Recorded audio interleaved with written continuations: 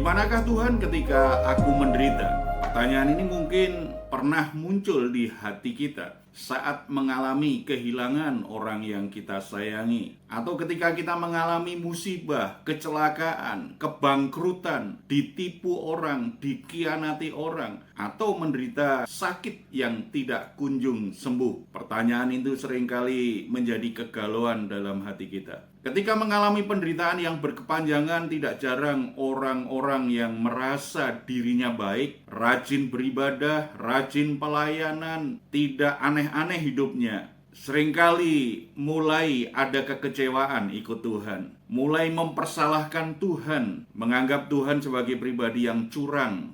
Katanya mengasihi, tetapi mengapa membiarkan aku menderita? Aku sudah berbuat banyak untuk pekerjaan Tuhan, tetapi mengapa Tuhan biarkan aku mengalami penderitaan seperti ini?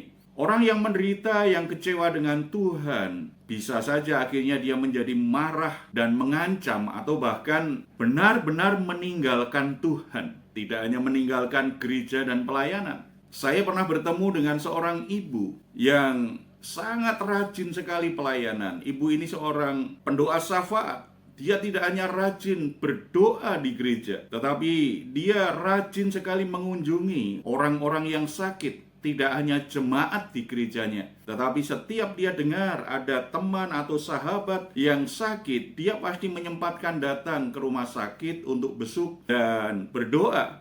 Tetapi dalam perjalanan kemudian ternyata dia divonis dokter, dia kena kanker stadium 4. Kondisinya begitu cepat berubah dari keadaan tubuh yang begitu sehat, yang bisa kemana-mana tanpa ada kendala secara fisik, mendadak kondisi kesehatannya menjadi drop dan dia tidak bisa apa-apa. Dalam kondisi seperti itu, dia menjadi ketakutan akan hidupnya, tentang kematian, dan akhirnya dia menjadi kecewa dengan Tuhan, bahkan marah dengan Tuhan. Ketika dibesuk, dia berkata, sia-sia aku melayani karena Tuhan tidak peduli dengan aku. Sia-sia aku sudah berbuat banyak untuk Tuhan, tapi ternyata Tuhan biarkan aku sakit tanpa pertolongan. Saudara-saudara, ibu itu menjadi satu contoh bahwa hidup ini memang kadang-kadang terasa tidak adil dan membuat banyak orang menjadi kecewa dan marah dan akhirnya mempersalahkan Tuhan.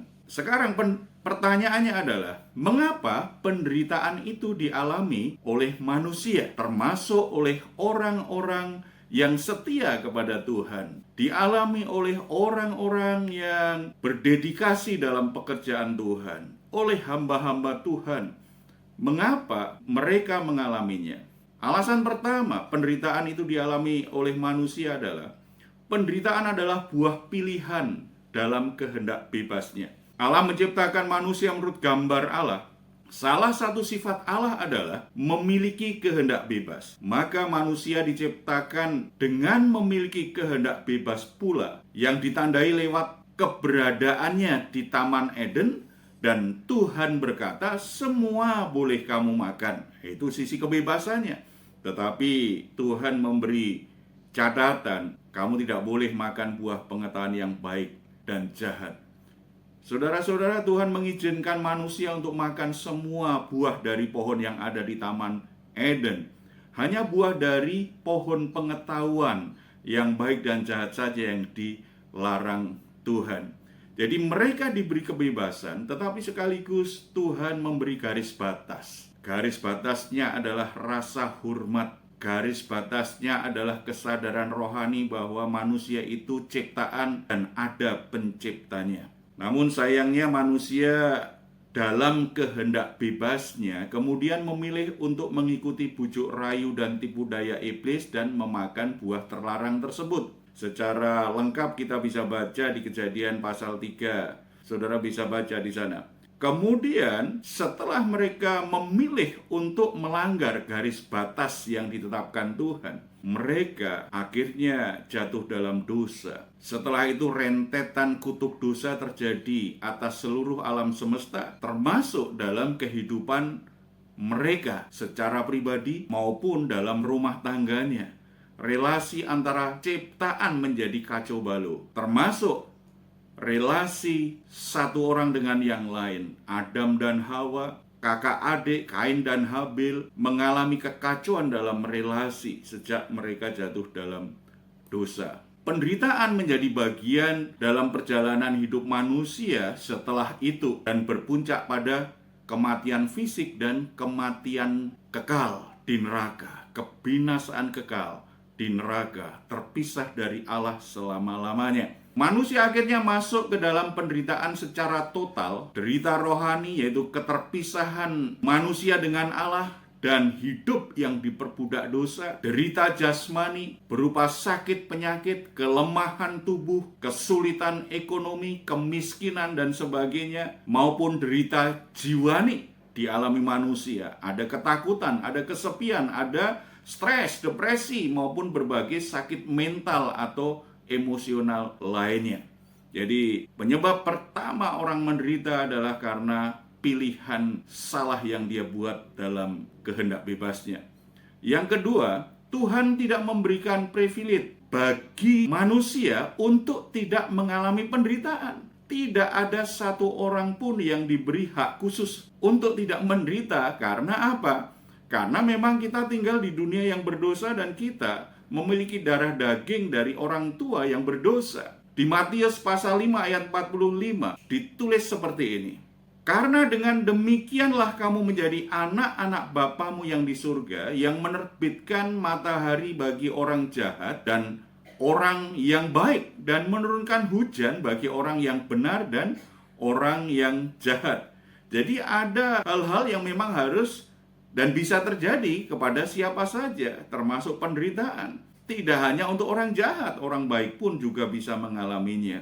Dari ayat yang saya bacakan tadi, kita bisa mendapat kesimpulan atau pemahaman dalam berbagai peristiwa. Tuhan tidak memberi keistimewaan kepada kita, orang-orang percaya, keistimewaan untuk dibebaskan dari penderitaan. Maksudnya tidak mengalami penderitaan. Tidak. Ada kalanya memang harus melewati dengan berbagai sebab dan alasan. Bahwa seakan yang jahat pasti kurus kering dan penuh kegagalan, dan yang setia ikut Tuhan pasti gemuk, berkelimpahan harta dan sukses bisnis, sukses karir, menjadi penguasa dunia. Ini ternyata bukan pandangan yang benar kalau kita pahami dari ayat tadi. Malahan bukankah sebaliknya yang kita saksikan dan mungkin kita alami itu yang pernah dialami oleh Bani Asaf. Itu ditulis di Mazmur 73 ayat 12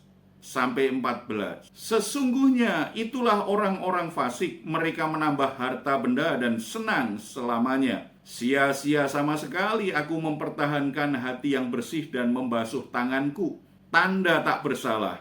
Namun sepanjang hari aku kena tulah dan kena hukum setiap pagi. Ini pernyataan yang mungkin bisa mewakili kegalauan banyak orang percaya, banyak orang baik, banyak orang yang takut akan Tuhan. Sepertinya semua kebaikan, semua kesetiaan, semua perbuatan yang ingin untuk menyatakan kemuliaan Tuhan sia-sia karena melihat orang fasik justru semakin kaya raya dan senang hidupnya. Itu pergumulan pemazmur. Tetapi kalau kita baca secara lengkap, kita akan temukan kebenaran bahwa itu bukan endingnya, itu bukan pemahaman akhir. Karena dia akan melihat rahasia di balik penderitaan yang dia alami, bahwa Allah sungguh-sungguh tetap penuh kasih setia. Allah bisa dipercaya. Keliru besar jika kita berkata, puji Tuhan, ini rezeki anak soleh. Kita sering dengar kan, kalau orang dapat sesuatu yang besar, bonus, dapat hadiah, dapat sesuatu yang tidak seperti biasanya, atau diberkati lebih besar, orang suka berkata, ini rezeki anak soleh. Rumah yang lain rusak berat, tetapi banjir bandang itu tidak kena di rumahku. Ketika terjadi gempa, semuanya hancur, tapi rumah orang yang saleh tetap berdiri tegak. Keliru besar, karena dalam sejarah umat manusia, apalagi dalam kekristenan, kita bisa membaca sejarah Orang-orang yang setia, orang-orang yang begitu mengasihi Tuhan, hidup mereka menderita. Tetapi yang kita tahu, penderitaan mereka memiliki makna yang luar biasa, dan setelah itu dipakai Tuhan untuk sesuatu yang lebih besar, lebih dari ketika orang sukses. Kita bisa lihat bahkan 12 murid Yesus. Sejarah mencatat semua murid Yesus Kristus itu hidupnya berakhir tragis dalam penderitaan. Jadi kalau ada peristiwa, misalnya ada gempa, ada bencana, ada kecelakaan, semua meninggal, semuanya sakit parah, semua alami situasi yang fatal. Lalu ada orang Kristen, kok rumahnya berdiri tegak, kok dia tidak ada patah sedikit pun tulangnya, dia sehat saja, kok dia selamat. Itu semua karena kasih karunia Tuhan. Kalau bicara kasih karunia Tuhan, bicara kedaulatan Tuhan, pasti ada maksud di balik itu. Bukan sebagai penegasan bahwa dia lebih rohani dari yang lain, dia lebih baik dari orang lain, sementara yang mati kecelakaan, yang mengalami bencana pasti jahat. Bukan seperti itu. Alasan yang ketiga, mengapa ada orang mengalami penderitaan? Penderitaan dipakai untuk meningkatkan kualitas iman dan karakter. Contoh di Alkitab itu Ayub dan Yusuf. Ayub, orang yang benar di mata Tuhan, ternyata Tuhan mengizinkan dia untuk mengalami penderitaan yang sangat berat sekali. Dengan tegas Alkitab mencatat, Ayub ini orang benar. Tetapi dia mengalami penderitaan lebih dari orang yang lain. Dalam sekejap seluruh kekayaannya yang berlimpah habis. Semua anaknya mati. Dia tidak punya apa-apa lagi. Bahkan akhirnya dia menderita penyakit yang begitu mengerikan, yang begitu menjijikkan. Apakah karena Ayub jahat? Tidak, dia hidup benar. Kenapa Tuhan izinkan itu? Pasti ada maksud yang belum terpahami ketika proses itu baru berjalan. Biasanya setelah dalam proses itu baru tahu. Setelah melewati penderitaan yang begitu berat, akhirnya Ayub bisa berkata di kitab Ayub pasal 42 ayat 5, hanya dari kata orang saja aku mendengar tentang engkau, tetapi sekarang mataku sendiri memandang engkau. Jadi Ayub punya pengalaman rohani yang luar biasa, bisa semakin mengenal Tuhan, karena bagi dia Tuhan itu sangat real sekali. Bukan sekedar dari kata orang, bukan dari pengajaran orang lain, bukan hanya yang tertulis di kitab suci. Tetapi Ayub berjumpa pribadi dengan Tuhan. Berarti lewat penderitaan itu, Ayub sebagai orang benar ditingkatkan kualitas imannya lebih luar biasa lagi. Demikian juga Yusuf yang masih muda. Yusuf muda mendapat visi menjadi raja. Visi yang sangat besar. Ternyata yang dia alami bukan jalan yang mudah. Penderitaan demi penderitaan yang sangat menyakitkan sekali. Yusuf dibenci oleh kakak-kakaknya sendiri, oleh saudara-saudaranya. Bahkan akhirnya Yusuf dijual oleh saudaranya. Dia kemudian menjadi budak di negeri orang, di Mesir.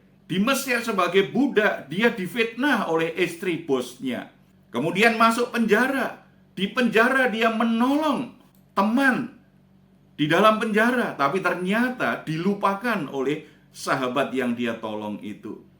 Sebuah perjalanan yang tidak mudah. Dari sakit hati yang satu ke sakit hati yang lain. Dari penderitaan yang satu ke penderitaan yang lain. Bukan perkara yang mudah yang dialami oleh Yusuf yang takut akan Tuhan. Semua diizinkan Tuhan untuk apa ternyata?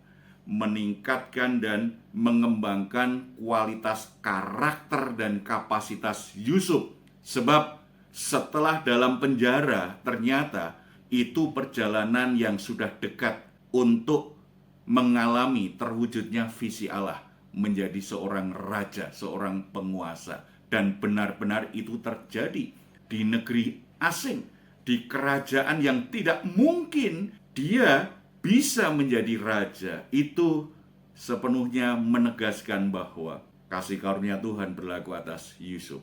Yusuf, anak kesayangan ayahnya, perlu dibentuk karakternya lewat penderitaan yang dialami.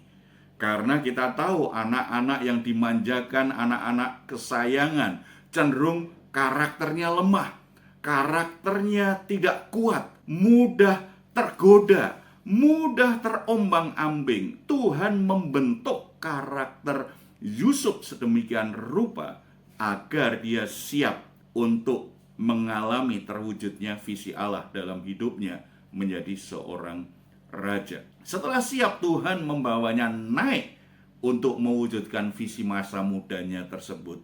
Makanya Yusuf kemudian, kalau kita baca di Kejadian 50 ayat 2, itu bagian akhir dari kitab Kejadian, ketika dia ada kesempatan membalas sakit hatinya, kalau memang dia sakit hati, dia tetap mempertahankan sakit hati dan kepahitan. Mudah sekali dia membunuh saudara-saudaranya yang sudah menjual dia. Mudah sekali dia kembali membalaskan penderitaannya kepada saudara-saudaranya. Tetapi apa yang dikatakan menunjukkan Yusuf itu memang orang yang takut akan Tuhan dan karakternya itu luar biasa mulia. Karakternya itu indah sekali. Dia berkata kepada saudara-saudaranya seperti ini, "Memang kamu telah mereka-rekakan yang jahat terhadap aku, tetapi Allah telah mereka-rekakannya untuk kebaikan dengan maksud melakukan seperti apa yang terjadi sekarang ini, yakni memelihara hidup suatu bangsa yang besar. Tidak ada kemarahan, tidak ada keinginan balas dendam. Yang diucapkan adalah perkataan-perkataan iman, keyakinan bahwa penderitaan yang dia alami itu bagian dari proses yang Tuhan izinkan supaya dia bisa naik dan akhirnya menjadi berkat tidak hanya di kerajaan di mana dia punya kedudukan, tetapi untuk keluarganya, untuk bangsanya. Itu beberapa alasan penderitaan. Lalu bagaimana kita menyikapi penderitaan yang sedang kita alami atau akan kita alami? Nah, kalau sekarang saudara-saudara sedang pada situasi menderita ini, bisa derita batin, bisa derita fisik, bisa masalah ekonomi, bisa penderitaan apapun. Kalau saudara sedang mengalami, atau kalau kondisinya lagi baik-baik saja, kita bisa menyiapkan diri. Kebenaran ini akan menyiapkan kita kalau suatu saat kita mengalami penderitaan itu. Yang pertama, kita perlu memeriksa diri apakah ada dosa dan kesalahan yang kita lakukan. Tadi alasan pertama penderitaan karena apa? Itu konsekuensi dari kehendak bebas kita. Kita memilih sesuatu yang akhirnya akibatnya adalah membawa penderitaan dalam hidup kita. Maka jika ada dosa atau kesalahan, kita harus mau mengakui dengan jujur. Nggak perlu kita membela diri, tidak perlu kita cari pembenaran, tidak perlu juga kita menyalahkan orang lain. Tidak, kejujuran tentang dosa dan kesalahan itu menjadi titik awal hidup kita berubah. Masalahnya mungkin belum berubah, tetapi suasana hati kita berubah. Kita akan lebih mampu melewati itu. Tidak hanya mengaku dosa, kita perlu minta ampun kepada Tuhan. Karena biasanya kalau kita menderita, ada gejolak-gejolak, iman kita bisa goncang dan kita melakukan hal-hal yang tidak berkenan dan bertentangan dengan kehendak Tuhan. Tapi juga minta pengampunan kalau gara-gara penderitaan itu kita sudah membuat orang lain sakit hati, membuat orang lain juga akhirnya jadi korban. Sebab biasanya orang yang menderita tadi, apalagi nyalahkan orang, berarti kan memojokkan orang, padahal itu konsekuensi kesalahan kita. Kita perlu minta maaf kepada dia, bereskan hubungan kita dengan Tuhan dan dengan orang lain. Itu menjadi proses yang penting untuk mengatasi penderitaan. Lakukan pertobatan, tinggalkan yang salah, tinggalkan yang berdosa. Sebab tanpa pertobatan tidak mungkin ada pemulihan dari Tuhan. Bagi Tuhan, kalau orang berdosa, jalan keluarnya hanya satu, bertobat. Bukan menyalahkan orang lain, bukan menutupi kesalahan itu supaya tidak terlihat, tidak, bertobat. Selama tidak bertobat, tidak ada pemulihan. Kalau itu benar-benar sebabnya sebagai konsekuensi dari kehendak bebas kita, pilihan kita yang salah, atau memang keputusan yang bertentangan dengan firman Tuhan. Yang kedua, bertanyalah kepada Tuhan apakah yang sedang diajarkan Tuhan lewat penderitaan Ada beberapa ayat itu bisa jadi perenungan kita. Misalnya Mazmur 119 ayat 71. Bahwa tertindas itu baik bagiku supaya aku belajar ketetapan-ketetapanmu. Kalau Ayub, dia bisa berjumpa dengan Tuhan. Tetapi di pemazmur ini, lewat penderitaannya, dia bisa belajar ketetapan Tuhan. Artinya dia jadi mengerti jalan-jalan Tuhan. Dia jadi mengerti apa yang dikehendaki Tuhan dalam hidupnya. Berarti Tuhan sedang ajarkan sesuatu lewat penderitaan. Kasus Ayub dan Yusuf itu menolong kita memahami bahwa penderitaan itu nggak buruk bagi mereka. Pengalaman buruk itu ternyata baik bagi mereka. Karena Tuhan sedang siapkan mereka untuk naik level.